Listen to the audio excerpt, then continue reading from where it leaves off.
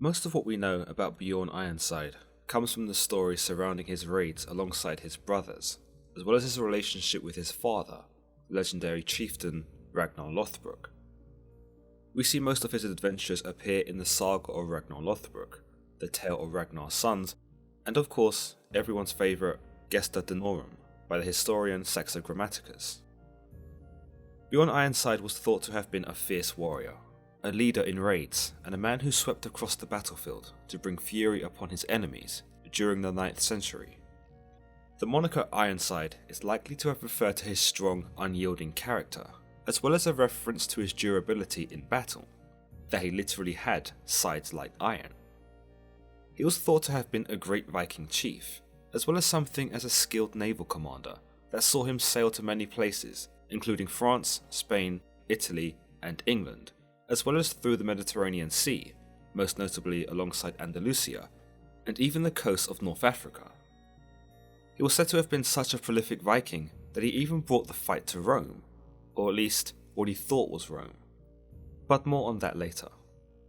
Perhaps the best known source of Bjorn's origin comes out of the tale of Ragnar Lothbrook, a 13th century Icelandic saga that details much of the supposed life of Ragnar Lothbrook, but also the life of Bjorn's mother, Aslak. Aslak is described as being the daughter of Sigurd, a legendary dragon slayer, and Brynhild, a Valkyrie of Germanic mythology. She is adopted by a poor Norwegian family who name her Kraka, or Crow, so as to keep her lineage hidden. But one day, Ragnar Lothbrook, who was still reeling from the death of his wife Thora, went raiding along the Norwegian coast, where he stumbles upon the poor household of Aslak. He becomes infatuated with her beauty and wit, and after devising a riddle for her to solve, he marries her. Aslak gives birth to several sons, and amongst Bjorn Ironside are Ivar the Boneless, Visturk, Ragnvold, and Sigurd Snake in the Eye. The brothers are noted as having gone raiding and hunting together, with Ivar and Bjorn taking on more leadership roles. Unfortunately, the brothers were not invincible, and the saga tells us that Ragnvold was cut down in one particular raid. Bjorn and his brothers would emerge victorious despite their brother's death, and it did not seem to dissuade them from going ahead on more raids. In fact, they would actually make their way to Sweden, where they would do battle with the Swedish king Eystein Belli, who had something of a vendetta against Ragnar Lothbrook after Ragnar had promised to marry his daughter, but ultimately went back on his word when Aslak gave birth to their final son, Sigurd Snake in the Eye.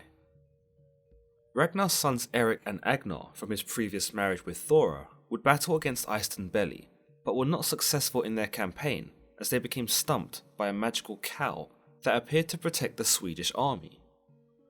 Bjorn Ironside, Ivar the Boneless, and Visturk then tried their hands where their half-brothers had failed and descended upon the Swedes. They were said to have been ruthless as they went about pillaging everything in sight and killing anyone who stood in their way. They not only thwarted the magical cow, but also breached through the Swedish defences and killed King Eystein Belli. It is in their celebration that Ragnar realises that his sons have truly outshone him, something he is unwilling to admit. While his sons are his own blood and a reflection of him, he cannot accept that he is no longer the top dog amongst the Vikings. It causes him to decide upon a brash move, as he takes but 2 ships and sails to England, promising to conquer the land. It is with this impetuousness that Ragnar meets his demise, as he is captured by King Aelle of Northumbria and thrown into a snake pit. The saga continues in the Tale of Ragnar's Sons, another 13th century Icelandic saga that explains more on the life of Bjorn and his brothers in the wake of Ragnar's death. We see Ivar strategize to gain territory in England, most notably York, and it isn't long before Bjorn and the others descend upon King Aelle, butcher his armies, and viciously torture him. Their vengeance for their father's death is only sated after they perform the Blood Eagle on King Aelle, a twisted and particularly malevolent Viking execution ritual that saw one's back cut open, his ribs severed and stretched outwards, and his lungs pulled out. While the saga is keen to point to this diabolical execution method as being that which killed King Aelle, historians do question its validity, and it is thought that this encounter was a fictitious one, or one for the sagas, given that the Gesta Danorum by Saxa Grammaticus does not appear to mention it at all. The sons of Ragnar are then detailed as going far and wide, most notably Bjorn, who learns of stories pertaining to Rome. In the year 859, or thereabouts, Bjorn assembled a Viking fleet and set sail for the Mediterranean. It's understood that Viking fleets would sail along the Atlantic coast of the Iberian Peninsula, though the raids against these areas were usually met with either Christian or Muslim resistance. There would be a series of skirmishes along Andalusia, most notably catapult fire, that Bjorn and the other Vikings did not have a strategic answer to. Through perseverance, though, Andalusia would be breached, and areas like Gibraltar were sacked, ravaged, and looted. Bjorn would also find his way pillaging the south of France, but perhaps one of his most iconic raids comes from where he captured the Italian coastal city named Pisa.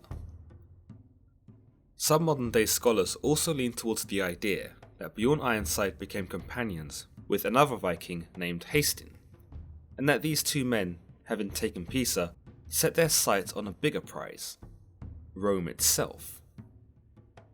Bjorn and Hastin began to siege what they believed was Rome, but in actuality, it turned out to be a mere ancient Italic city known as Luni. The town's fortifications were versatile, and the defence set up around Luni served well in keeping the Vikings out. Through this, you might have forgiven Bjorn for believing that this was Rome, for he and his men were not about to take the walls of Luni anytime soon. Realising that to even try to storm the walls of Luni and take the city by force would be futile, Bjorn came up with a cunning plan. He had his men send messengers into the city, where they would seek out the bishop and clergyman to let them know that Bjorn was dying. They pretended that they were at a loss without their leader, and that they were all but defeated. They also claimed that Bjorn had a deathbed conversion to Christianity, and therefore wished to receive Christian sacraments and to be buried in the consecrated grounds within the church.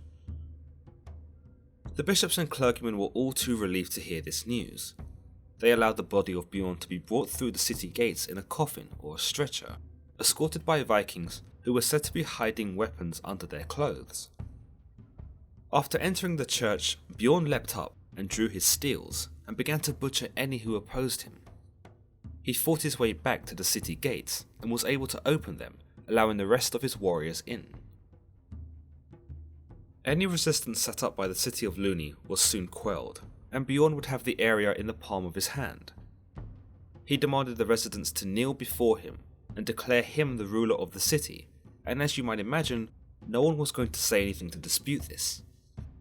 It's unknown what Bjorn did with Luni, or how long he stayed there as its ruler, but what we do know is that Bjorn would set sail again for Gibraltar, most likely after learning that Rome wasn't where he thought it was, and possibly realising that taking such a city proved to be too hard of a task, especially given how hard he'd worked to take Luni. However, during his journey, he was intercepted by a Muslim force. It's said that this force caused Bjorn to lose a large volume of ships, and that essentially he was defeated. It's noted that he also found it immensely difficult to deal with the catapult fire that came from the shores of Andalusia when trying to infiltrate Gibraltar, as noted earlier, and this may have served as a deterrent for future Viking raids on the area.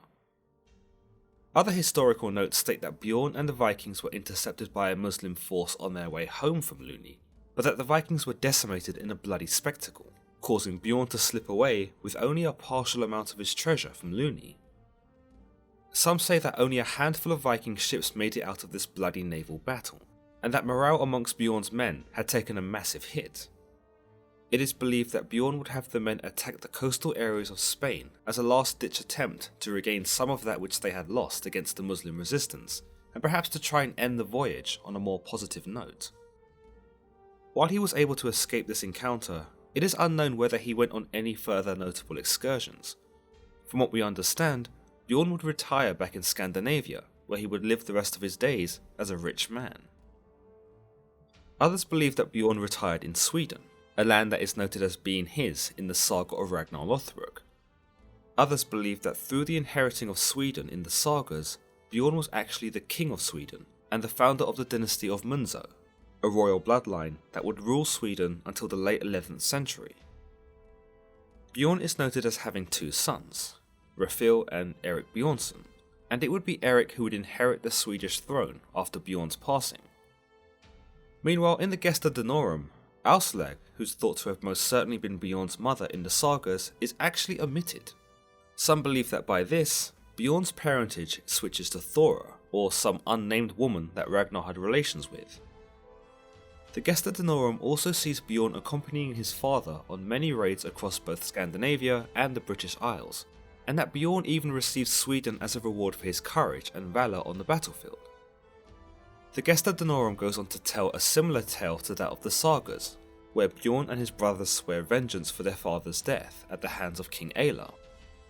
After landing at England, Bjorn and the Vikings along with his brothers storm through Eilar's forces and kill the king, thus completing their revenge. After this event, however, Bjorn is noted as returning home and is not mentioned again in the Gesta Danorum. Based on what we know from the sagas and the Gesta Danorum regarding Bjorn, it is hard to say what really happened, especially considering the texts appear to contradict each other in various sections.